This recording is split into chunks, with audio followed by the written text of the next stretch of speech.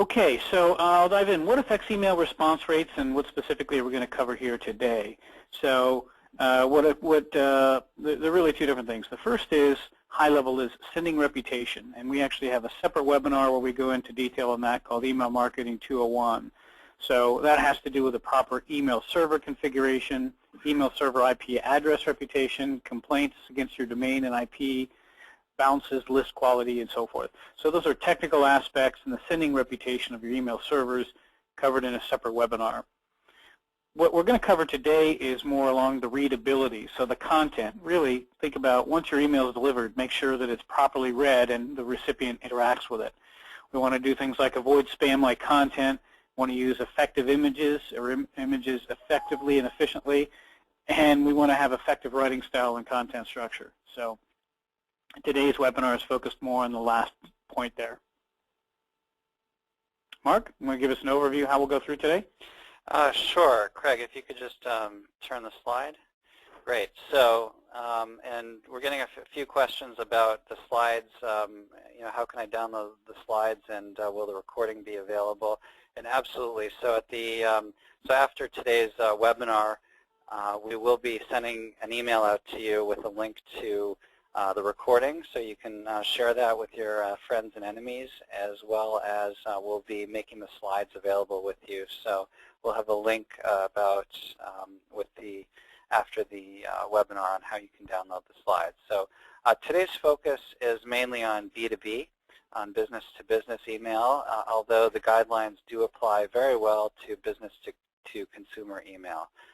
So these tips apply usually when you're sending out an offer with a call to action. So, downloading a white paper, if you are inviting people to an event, stay in touch or nurture campaigns, updates and newsletters, and really just across the spectrum of business-to-business communication. So we've used a lot of analysis that Craig's done across really hundreds of millions of emails that have been sent across his platform. Yeah, thank you, Mark. So the way we're going to go through today is we're going to start by breaking down the email into a couple different sections, and then we'll focus on each section as we go through. So the first section is going to be subject and from. We're going to spend a reasonable amount of time on that because that's the most important area of your email that you need to focus on.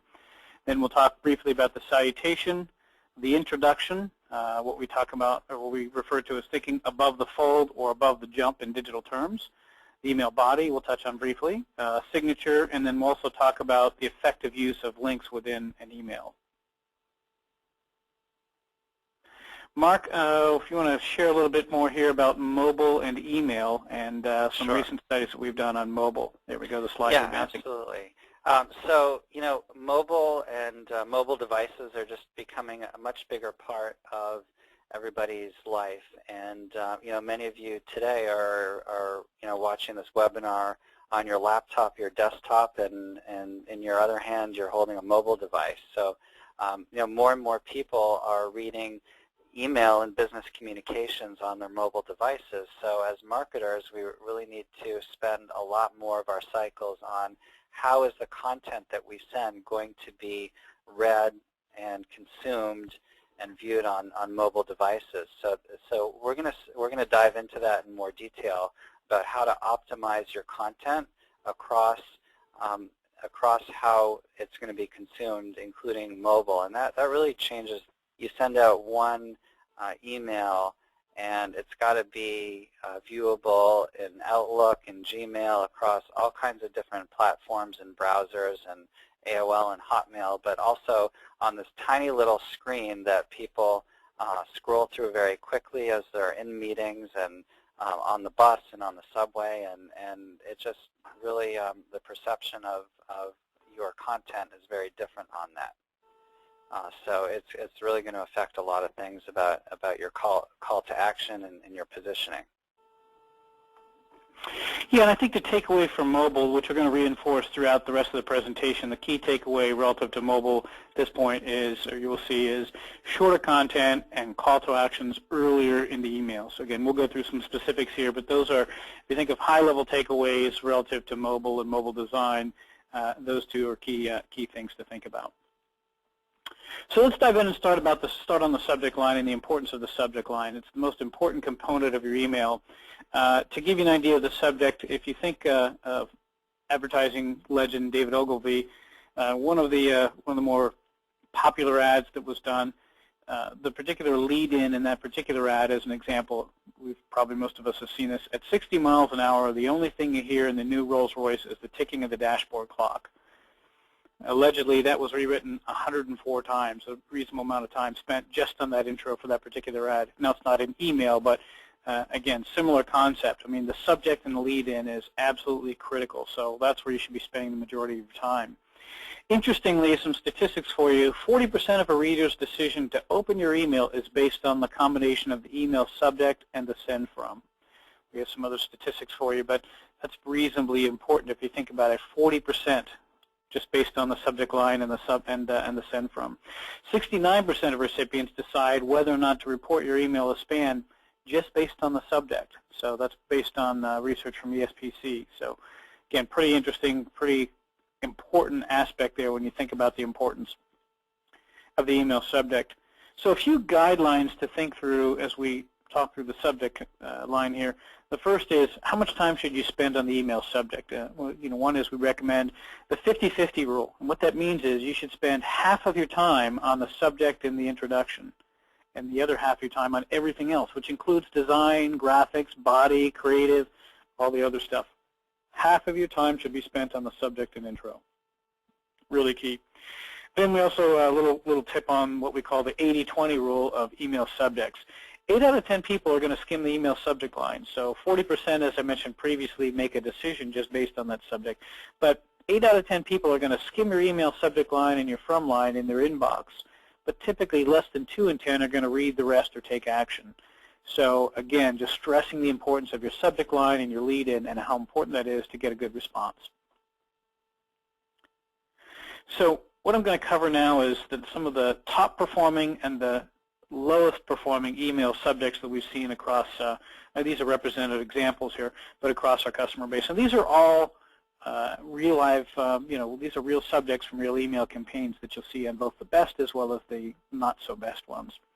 And then what we'll do is we'll analyze and give you some analysis on, what are the commonality between the ones that work and the ones that don't work. So if you think of the 9 best performing subjects, and again, this isn't necessarily in the 1, 2, 3 order. These are, 9 or 10 of the top performing overall, okay? So the first is a company, your company, sales and marketing monthly newsletter. That's good because you know very concisely who it's coming from, the company. You know that it's about sales and marketing, and you know that it's got a time. In other words, it's a monthly newsletter. So there's a level of repeatability or a time period associated with it. So short, concise, to the point. I know if I'm an engineering manager, I probably don't care. I know that if I'm getting this and it says sales and marketing and I recognize the company, I know whether or not it's relevant to me. So very, very, that's a very good subject line. Number 2, variation, again, company newsletter, January 2010, with a teaser subject topic. That, again, works reasonably well. The caveat there is the teaser subject in this particular case needs to be pretty short, and hopefully the company name isn't International Business Machines or something very long if you spell that all out. So we'll talk a little bit more about the email subject line length as well as the email subject content. So as long as it can be kept short, that second variation is one that works quite well. The third, webinar or white paper or something, but in this case, webinar and tips to improve email responses.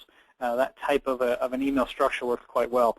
Again, as a recipient, you know it's a webinar, you know that it's about tips, it's about email responses, you know very quickly in 20 or 30 milliseconds of looking at that whether or not it's relevant to you.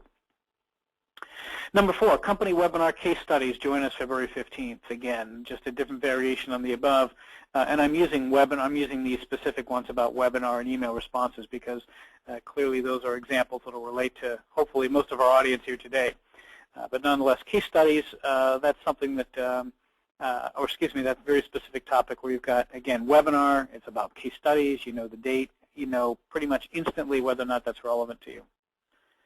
Number 5, just generally a short, concise, targeted follow-up email from an event. So again, in our case, webinar topic, webinar slides available. That works extremely well. Not a big surprise, obviously, because you've got an event typically and then the follow-up from it. So Number 5, the opportunity for you as email senders, not necessarily from a writing perspective, but from a content perspective, is if you have an event and you have a follow-up item right after that event, again, whether it's an email, whether it's a webinar rather, whether it's a lunch and learn event, physical event, whatever, an immediate follow-up right after that generally does extremely well. That's one of the top performing type approaches. Again, not a big surprise, but that's an opportunity to interface with your recipients. Number 6, we have a lot of customers in the business-to-business world that the marketing department will send emails on behalf of their sales representatives. And so when they set that up, and the emails are automatically generated, but it's a personal email or a personalized email from a sales rep. So the send from is the regional sales rep or person representative, and the title might be something along the lines of this week's phone call or this week's meeting. Again, very personalized. It looks like one-on-one correspondence. No graphics or images. It's just a short note in terms of the content inside that. That turns to work quite well. Number 7, 8 customer service tips that work. Again, short, concise. You can see it's going to also add value to the recipient. You're giving or providing, so to speak, some valuable input or information to the recipient as opposed to taking, so to speak. You're really offering free information or assistance to the recipient. Number 8, a reminder, stored survey, your input. So reminders work well typically because a person has already, or the recipient has already done something to be reminded of.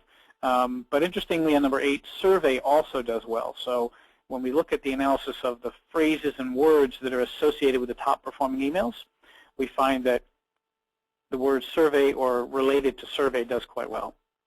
And finally, number 9, invitation to a particular event. Again, in the case where you can keep the subject reasonably short, an invitation to a particular event usually does quite well. Again, assuming that that topic is relevant to the audience and there's been some good targeting.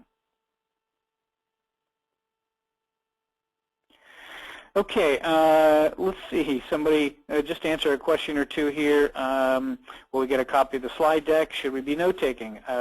Feel free to take notes and post them, but yes, we will include a copy of the slide deck afterwards. I'll mention that again throughout for those that come a little bit later. I also want to mention there's going to be a test after the webinar.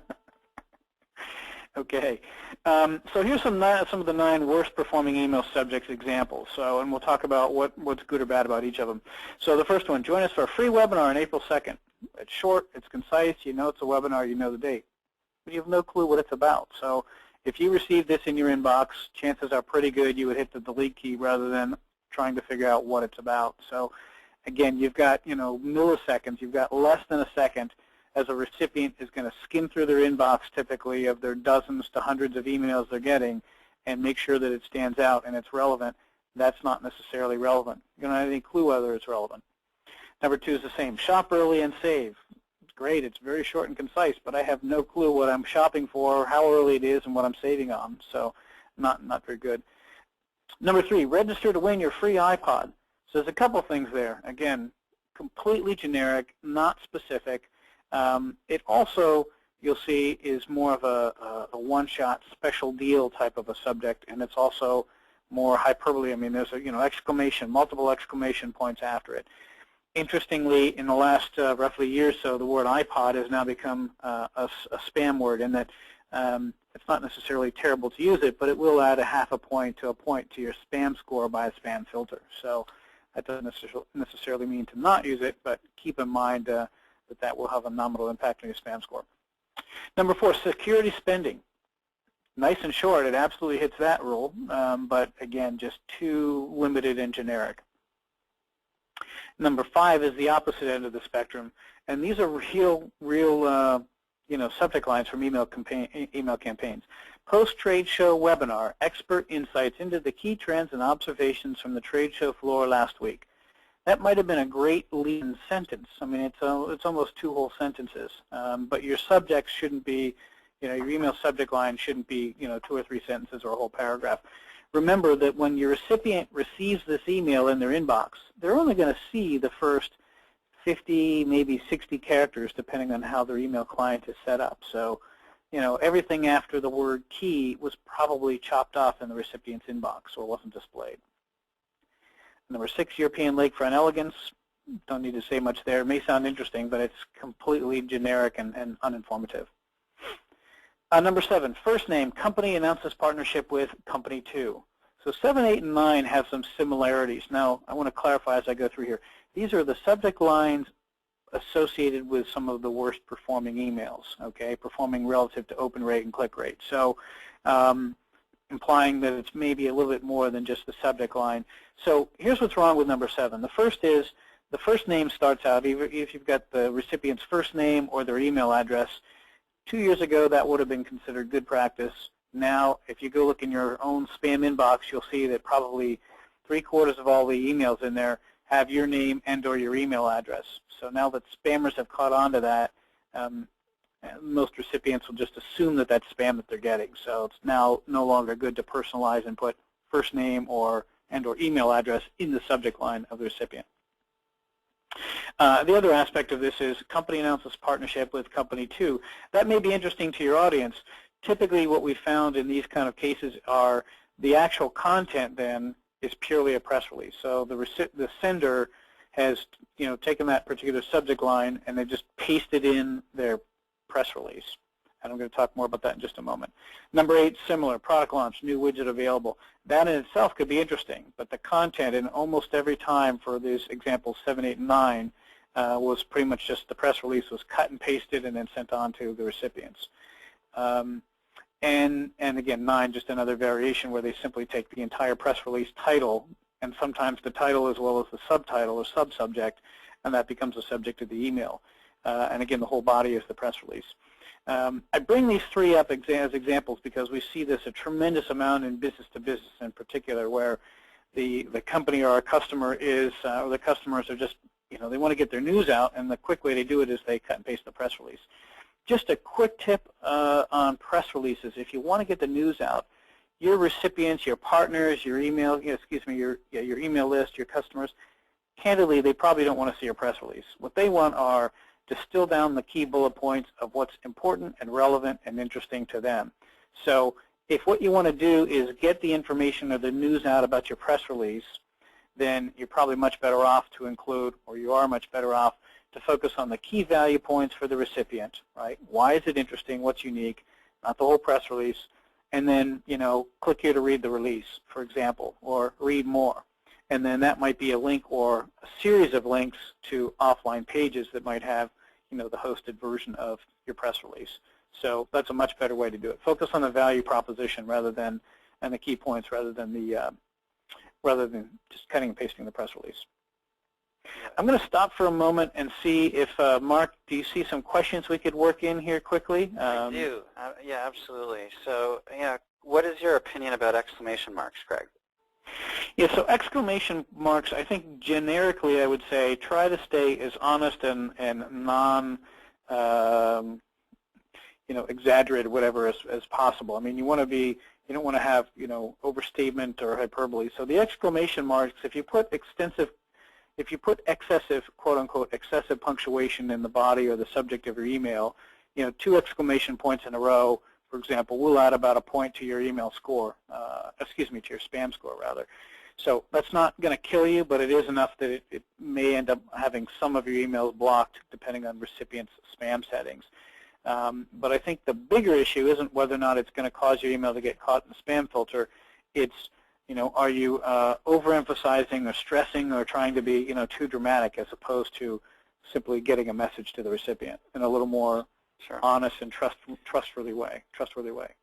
Yeah, and I think another takeaway as well is we want to share ideas with you and what's worked and what hasn't worked. But there's nobody has the the copyright on all the good ideas or the bad ideas, and it's really important to experiment and iterate and try and don't be afraid to make mistakes and have a poor performing subject line or a poor performing email. That's only how you learn to have great performing emails.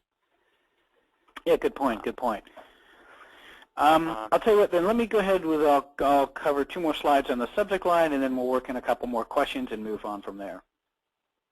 Okay, subject line phrases. So what we looked at then are what are some of the top performing subject lines, or words rather, that are in the top 4 performing subject lines or associated with emails that are getting the best response. And the best response in this case was greater than 5% click rate, which is pretty high. And then we also looked at what words were associated with email campaigns most likely to be reported as spam.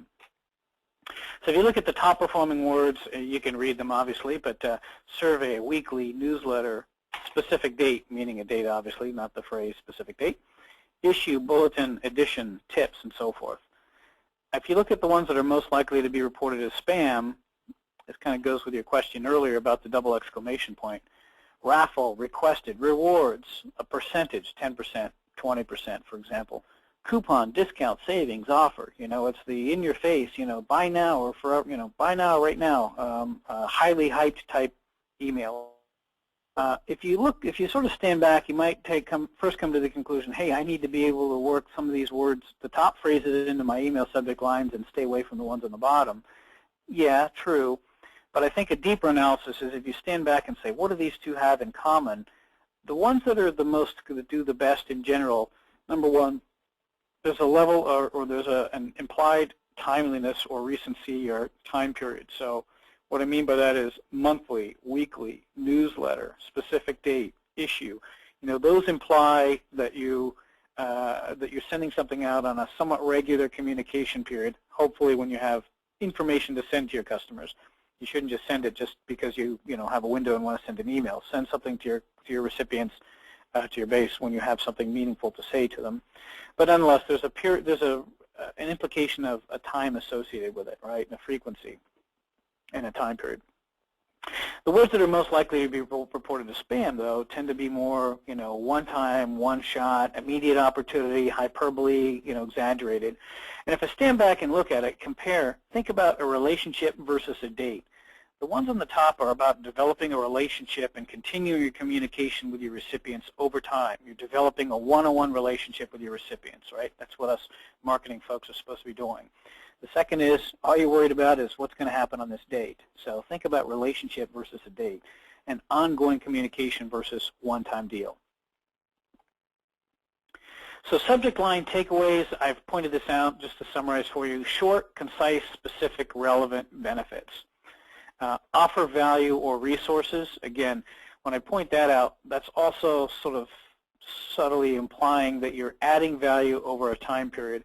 In other words, you're going to continue over time to offer your recipients, a white paper of the week or white paper of the month or key tips or something to that effect. But the point is you're offering value as opposed to, asking the recipient for something. Non-hyped, as I said, often indicates a date or season. Okay, let me work in another question or two, and then we'll talk about subject line length. This is a really important. Another question queued up to go over? Yeah, there's a lot of questions, and definitely keep the questions coming. If we don't get to it now, we'll have some time at the end of the webinar, so please keep them coming. So there's a few questions kind of centering around the word free.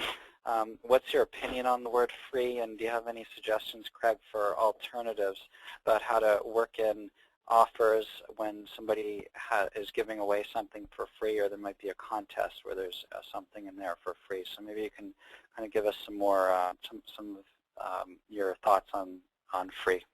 Sure. Great question. So this comes up all the time in terms of the content. If you have something that's of value and it's free, use the word free, or no cost, or whatever similar word or adjectives you can use. So that's really a focus. So the word free itself actually will increase your spam score by 0.5 point to a point. If you use it 10 times, it's not going to make your spam score go up to, it's not going to add 10 points to your spam score. But it is going to increase your spam score just a little bit. That in itself isn't bad. Again, you have to look at the trade-off between using the word, using the phrase, free versus the actual benefit that you're indicating to your customer and your recipient. A second point about the word free is, or another point about the word or phrase free is, or similar words, by the way, and similar phrases. So if you think of any of the synonyms for the word free, spam filters, most spam filters are smart enough to realize that free is the same as no charge, for example. So finding an alternative isn't necessarily going to change the spam score aspect of it. We're not going to get into details on how a spam filter works. Just there are a lot of things that factor into a spam. Spam filter's determination of whether or not your content is spam or your email is spam. So in summary, free is a spam word. It may, in some cases, if you've got a lot of other spammy type content in the body of your email, using the word free a little too liberally might be just enough to push you over the edge in a lot of spam filters and get caught or blocked. But generally, in summary, I would say if you have something of value and it's free, then it's okay to use it. Use it wisely. Okay, good. So let's say another question here is about iPads and other smartphone devices. Do those words, not just iPod, but do those words tend to trigger off the spam filters? Yeah, good question. Right now, I know iPod is. I don't believe iPad is, but iPod presently is. And no offense against Apple. I think it's kind of funny actually that a product has been so widely used to get people to come to events, for example, that's now associated as a spam word. And again, like the word free, it's not something that's going to necessarily take your entire email and have it dropped into the spam folder. Understand that that may actually nowadays, you should do your own testing, but that may actually turn some recipients off because they assume many cases it's a promotional type item.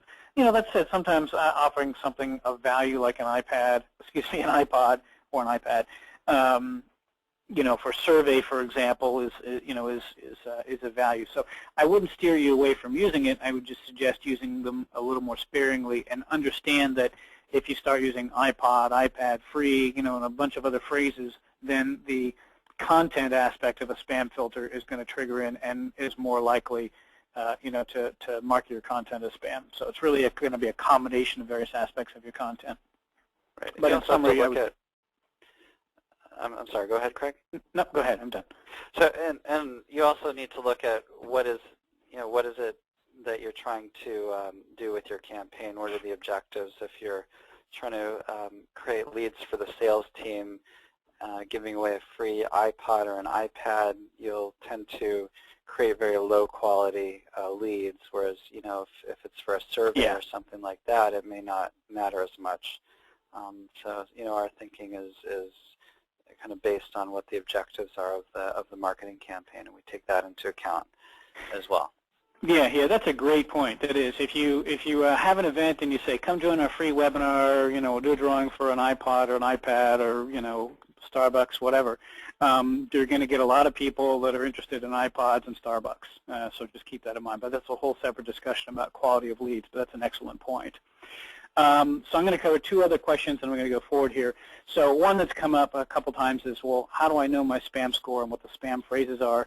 The way you know your spam score is an email provider like Pinpoint, or an email service provider, sort of a constant contact on steroids kind of a company. But we have a built-in spam checker. So if you're using Pinpoint, and many of the others, if not most of the other email service providers, have a spam checker. If yours doesn't, feel free to contact us afterwards. You can get a free trial. You can see what ours does.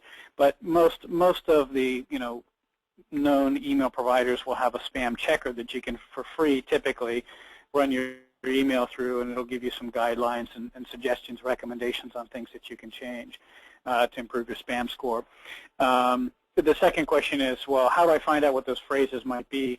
We have a separate webinar called Email Marketing 101 where we talk about, actually a little bit more about some of the spam aspects in more detail. And if you want to just do a quick search, you can look for spam assassin keywords. I'll give you a long, ugly URL. And then I'll give you the hundreds of thousands of tests that a typical spam assassin engine. And spam assassin right now is protecting about 400 million inboxes. That's a good foundation. We'll give you an idea of some of those phrases, that may trigger you. And finally, does Pinpoint tell you how many of your emails get caught in a spam filter? We tell you which ones are blocked due to content. So yes, when you run an email campaign, we report on whether an email has a hard bounce or a soft bounce, and then the type of bounce or the bounce response that comes back. And so if you have a soft bounce, we report if those soft bounces are what are called blocked due to content, which means the spam filter said, hey, I'm dropping this on the floor. So, okay, with that, let's move on to subject line length. This is a very tactical but interesting takeaway. So we wanted to test and prove for you whether or not the subject length impacts the response rates. Now, we've got a lot of analysis on this Most email service providers, somewhere in their blogs, have some similar analysis on it, so this is a pretty common topic. So what we did is we distilled this down to two very simple variations for this particular test. So we've looked at subject lines anywhere from 15 characters up to well over 100 characters. But for the purposes of this presentation, we distilled this down to two variations.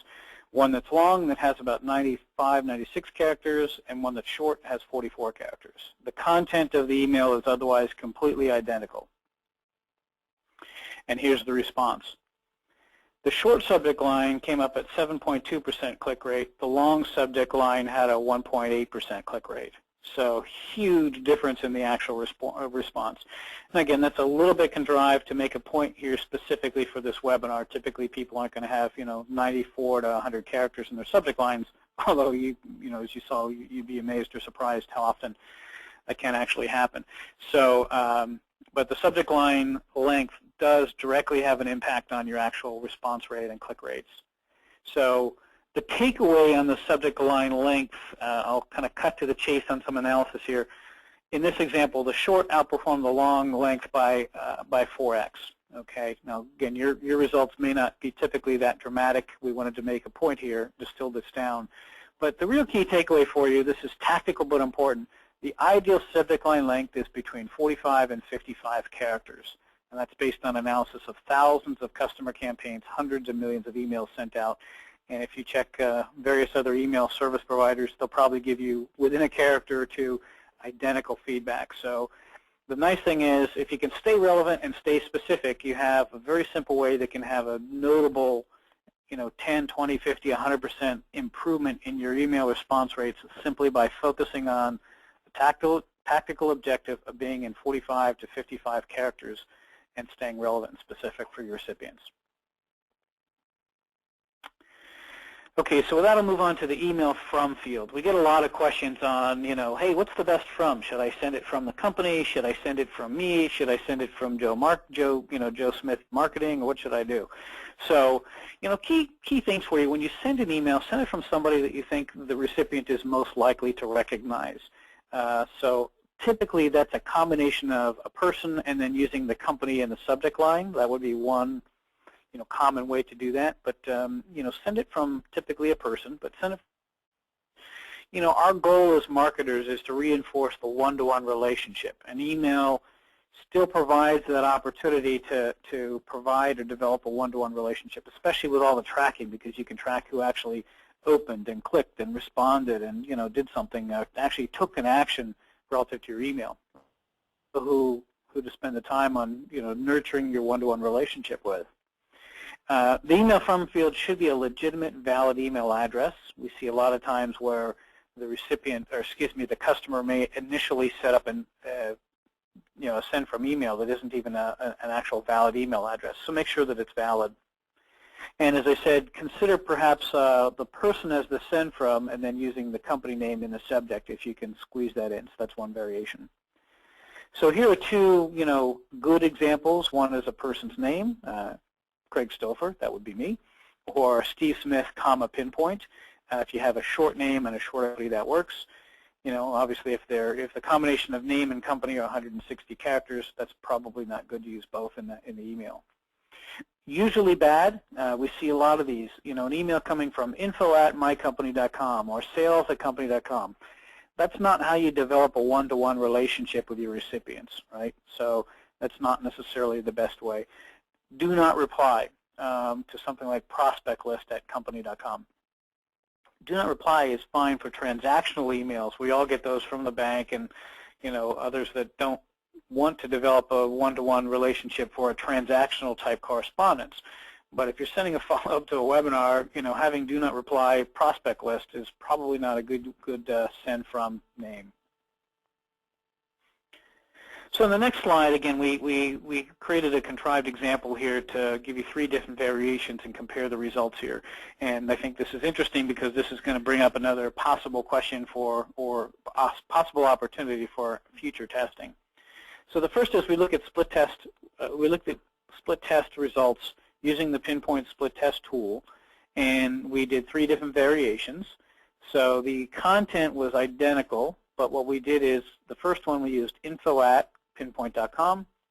Number 2, we used yours truly, Craig.Stouffer@company.com.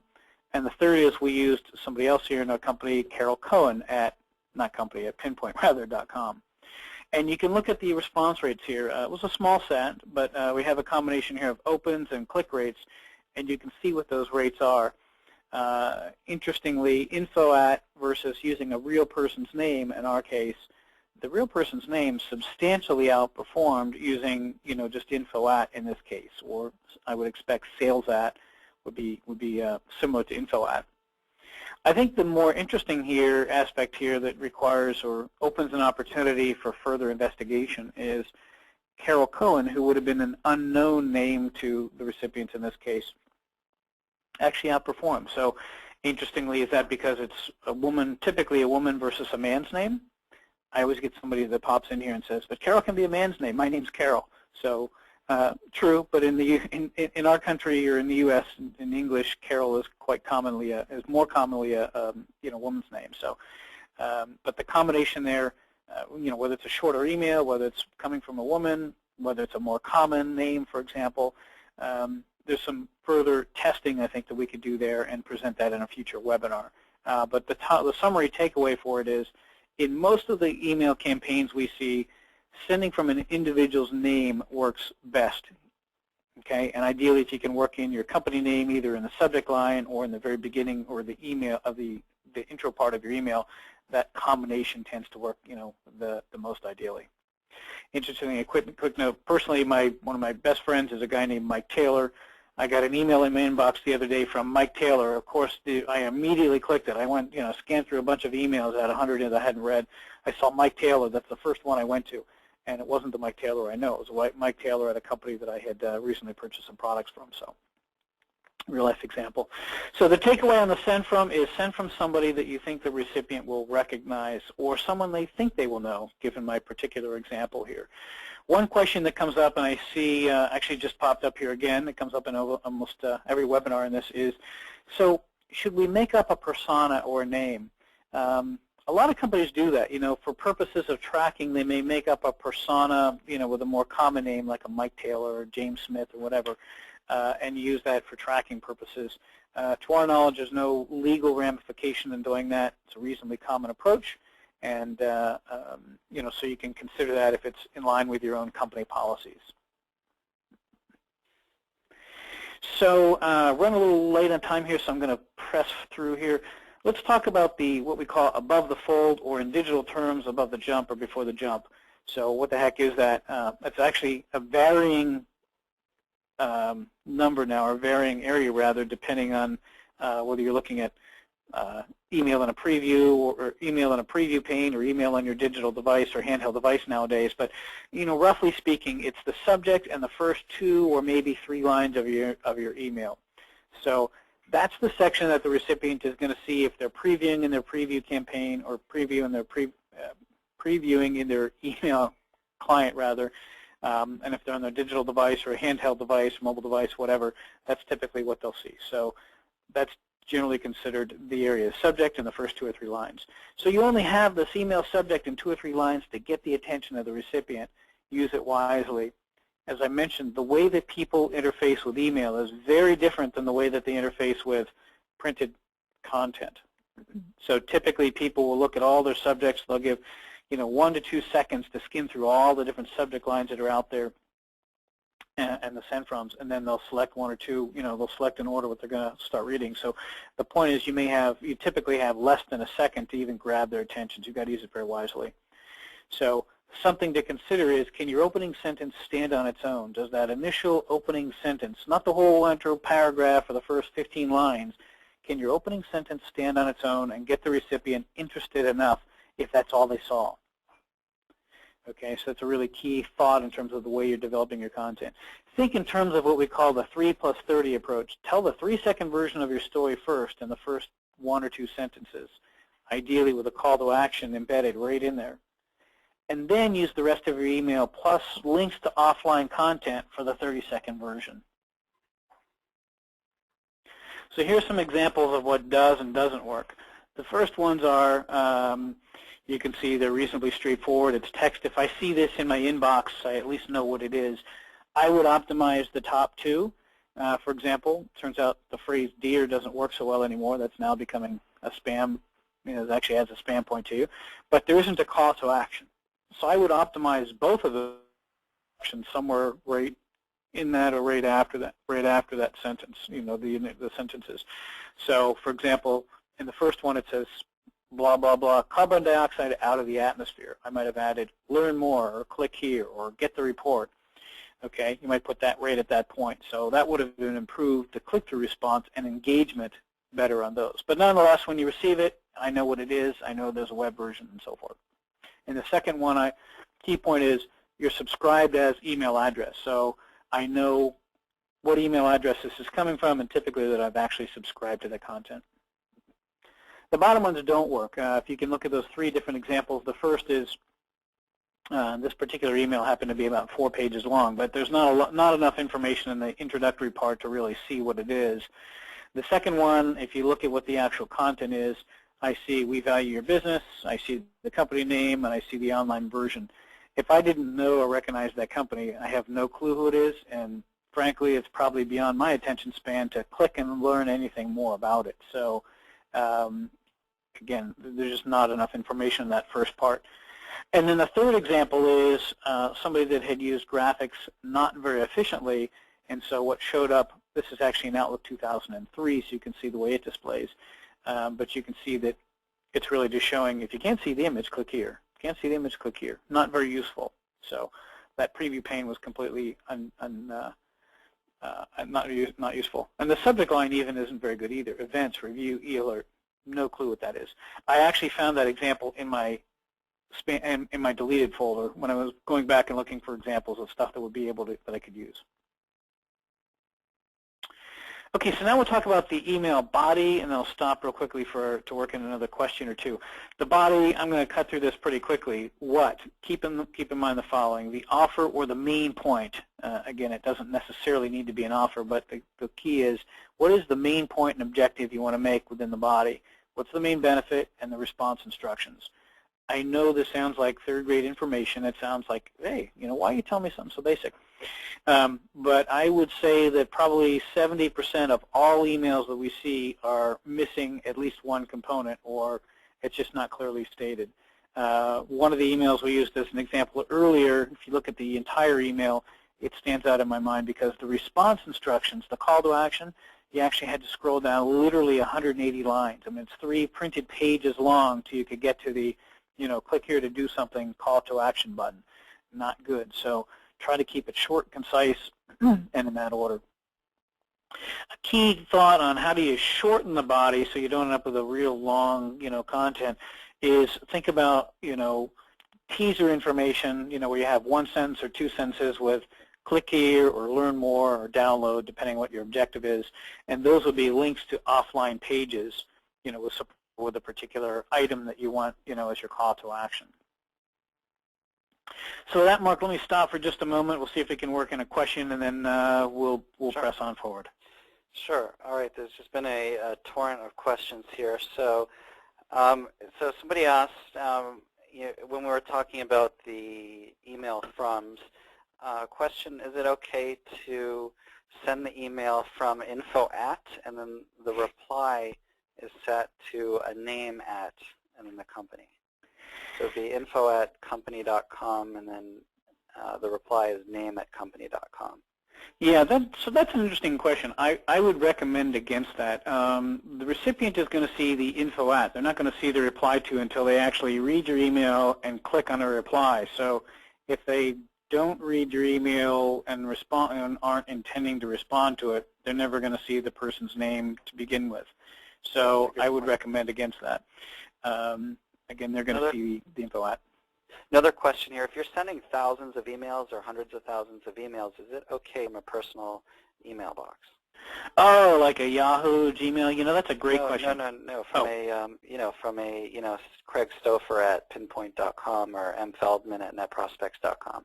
Got it. Okay, I'm actually going to cover both of those. So the first question, to your question there, yeah, you can send from a personal mailbox. The typical issue you're going to have is when you send out a larger quantity, obviously you're going to get a lot of out of offices, and I'm on maternity leave, the person's died and left the company, whatever. So I guess if they died, of course they've left the company, but something similar. So you're going to get a lot of those. So quite commonly, what you'll end up with is you'll create a similar mailbox. Like in your case, you might have MJ Feldman, and you might have M Feldman, and you might use one for your outbound email campaigns and the other for your regular email. And you could actually, quite commonly, you might use one as to the earlier question that came up, which was interesting. You might use one as the send from, and then the variation as the reply to. So if somebody really wants to reply to you, they reply directly to the one to your inbox that you use more commonly. So for example, if you had M Feldman and then Mark.Feldman that you use as your for your campaigns, it may come from Mark.Feldman, but the reply to, if the email provider permits this, Pinpoint does, the reply to might be your M Feldman. That might be the one you read more commonly. So that's the approach we recommend for a larger volume. And again, the reason is you're going to get a lot of out-of-office kind of stuff that you need to get away from. You don't want glow in your inbox. And then the other aspect of, hey, can we send from high-volume email from a Yahoo, Gmail type email address? You can. It's more likely to get blocked by recipient spam filter, and it may in fact be against the terms of service of Gmail, Yahoo, Hotmail, whomever that you're using. They may say in their terms of service, you're not supposed to do that. Now, I don't know if the terms of service police for each of those are going to come and shut you down, but the point is you're going to start to see, again, in that case, you'll start to see a lot of, the email flurry coming in from you, from the, the out-of-office messages and so forth are going to start flowing in, and you might, at a minimum, start to see a lot of email go to your spam box because the spam filter is going to see a bunch of email typically coming in, and high volume, depending on how it's set up, they could start getting flipped into your inbox, into your spam folder. Just a really quick anecdote on that is that I joined a music service a couple years ago called Pandora, and many of you guys, I'm sure, are familiar with it. It's a online music radio, probably 20 million members, and the newsletter comes out from the CEO, from his email box, and I actually replied to it and said, hey, great service, and actually a couple weeks later I got a response, and it was actually from the CEO, and later on I heard that he actually sits there and actually responds to every single one of the emails that he gets, and they have millions of members, and we're probably all thinking, yeah, I see my CEO doing that, or no, there's no way my CEO would do that. But I think it was really kind of exceptional that I heard back from this guy, and it really stuck out in my mind. And that's really one of the facets of their corporate culture, is that the CEO responds to the feedback and listens to it from all their members. But I think it's really important that when you are sending these personal emails out, that somebody is monitoring those and responding to them.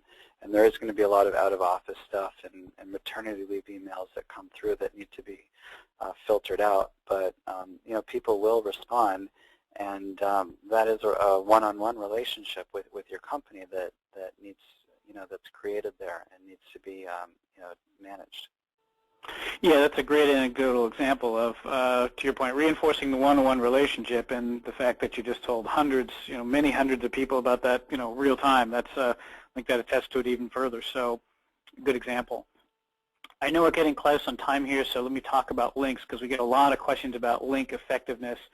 And what I want to do relative to questions here is, just as a note, we'll send the follow-up version, the on-demand webinar and slides, and then next week what we're doing is we're accumulating the questions from yesterday and today's events. There were a lot of them, so we're going to create a separate white paper.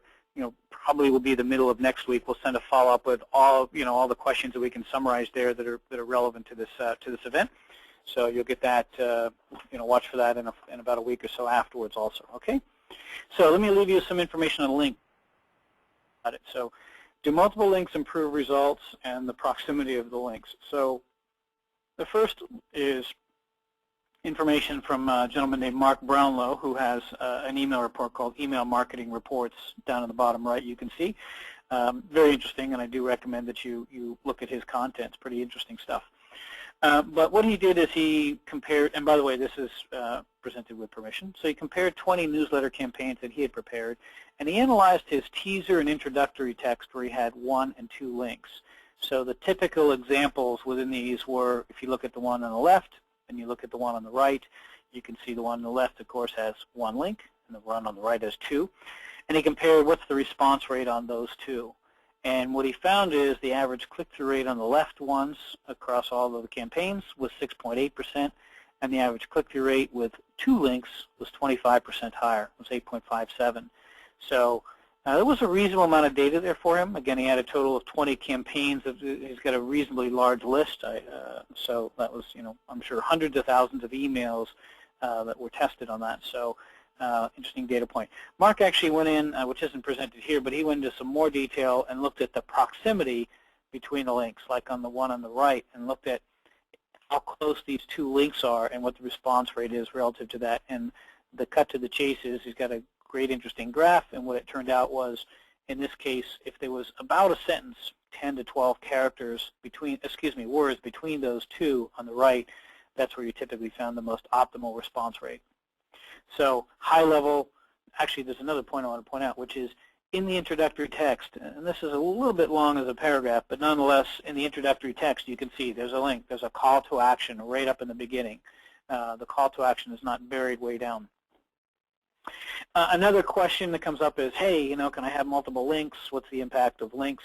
And so forth. So here's an interesting data point, click rates versus number of links. So we looked at the click rates, and you can see summary is, takeaway point for you is use more links. You can see with a single link we found across a series of campaigns, and this is many millions of emails we looked at for this, different industries and verticals. So with a single link, on average, we saw a 3% response rate. It popped up to 4%, steadily around anywhere from 3.5% to 4%, and then a little knob up here around 9 or 10 links, and then sort of flattened out. But you can see overall the graph is higher with more links versus fewer links. So again, the takeaway is use more links in your email. You'll find that that actually does improve the interaction with your recipients. In fact, another graph which I don't have, we'll add it to a future version of the presentation. But another graph is we looked at, and this actually was data was just recently presented by HubSpot. We've done some analysis that's very similar, but they have a great graph. I don't have a copy of the slides at the moment or permission to use it, but you can check out HubSpot.com and some of their presentations. Anyway, what they looked at and what we've looked at is, so what's the unsubscribe rate relative to the number of links? And interestingly, there's an inverse proportion. So the more links you have, the lower your unsubscribe rate is. So that really reinforces the, hey, can I put more links in my email? So great data there to back that up. Okay, the signature, we're cutting short on time, so I'm going to point out 2 things on the signature. Stay CAN spam compliant, please. Whenever you send your email, you really need to include the following items: a physical address, an unsubscribe link, and you should include your contact's email address. So a lot of times we see an email that the sender forgets the physical address. It doesn't necessarily have to be, sincerely John Doe with their address underneath there. The address can be down in the footer section. But, from a legal perspective in the U.S. and most other countries, in fact, the U.S. is probably the most liberal with the rules and regulations, but you need to have a physical address and an unsubscribe link and your email address. It should go without saying, but we see 20+% of email campaigns, the first shot, are created without this information. So, and another key takeaway point is it's okay to advertise below the signature. So, interestingly, the link in the footer, so if you put a little footer information down there below the signature, that is the second highest click rate overall. So the first highest click rate is the first introductory link, like in the previous email that I showed you. You've got a call to action up there. And the second highest responding link is the one that's whatever you might put in the footer. So add your social links, your text, and link to other special offers, offer for free demo, whatever. Put those down at the bottom. They work well. That'll be your second best performing email link. Okay, and with that, we'll just summarize. Mark, do you want to tell your side of what you have for prospects that have, or for companies rather, that are listening in to today's event? Thanks, Craig. Just as a thank you for registering for the webinar today and yesterday, we're offering a free trial account with NetProspect, so you can access all records in our sales and marketing database with email, and we'll send you an email with the details on that, or you're welcome to reach out directly to us in the interim, and we'll get you started with a free trial account. Okay, fantastic. And on Pinpoint's side, what we're offering is a free month of Pinpoint services. So whatever level you sign up for, if you'd like to give us a shot, take us for a test drive. We do have a 30-day money-back guarantee, but we also have a full month for free in this case. So if you can send anywhere from a couple thousand to a couple 100,000 emails per month, whatever level you sign up for, just go to pinpoint.com/get-started, and you can use this particular coupon code as you go through the checkout, and we'll give you a free month service. So that's exclusive only to the people who have attended and registered for the event today, and we hope folks will take advantage of that. If you have any questions, feel free to drop us a note afterwards. Okay, and with that, we have some upcoming webinars. Just watch for future emails. We have ones on, the next one will likely be case studies, where we use split testing to improve results. We'll cover some very specific case studies and scenarios. We have a more detailed one called Email Marketing 201 that goes through how a spam filter works. For those of you that start scaling into large sendings where you're doing hundreds of thousands to millions of emails a month, a knowledge of how the spam filter infrastructure works is important. And then getting social with email. So here's some upcoming ones that we'll indicate for you. We'll make them available. And finally, I'm going to leave you with our contact information. And again, thank you for joining. Watch for the follow-up correspondence. Sure, and absolutely. And feel free to follow us on Twitter, and you'll get access to make sure you don't miss any upcoming webinars or offers or anything else from us as well. So really appreciate your time, and I'd like to thank our presenter, Craig Stouffer, today. And thanks a lot, guys.